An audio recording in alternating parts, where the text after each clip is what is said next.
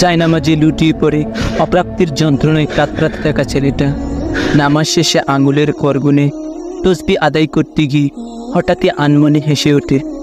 ছেলেটা ঠোঁট নাড়িয়ে নাড়িয়ে ফুরছিল, আলহামদুলিল্লাহ আলহামদুলিল্লাহ আলহামদুলিল্লাহ। প্রতিবার আলহামদুলিল্লাহ উচ্চারণের পর ছেলেটার মনে হচ্ছিল, আর ঠিকই তো, সকল প্রশংসা তো তারই, যিনি না চাইতেও আমাকে কত কত নাজ নিয়ামতের মাঝে ডুবিয়ে রেখেছেন। আর আমি কিনা সেই রবের কাছে কিছু চেয়ে খালি হাতে ফিরে আসবো? কখনোই না, কোনো দিনও না।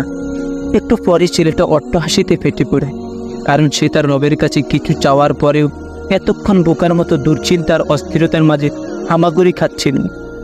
কিন্তু পরক্ষণই যখন তার মনে পড়ল আল্লাহ তাআলা বলেছে, অবশ্যই আমি ধৈর্যশীলদের সঙ্গে আছি, তখনই আনন্দে ছেলেটার গাল দুটি লাল হয়ে উঠল।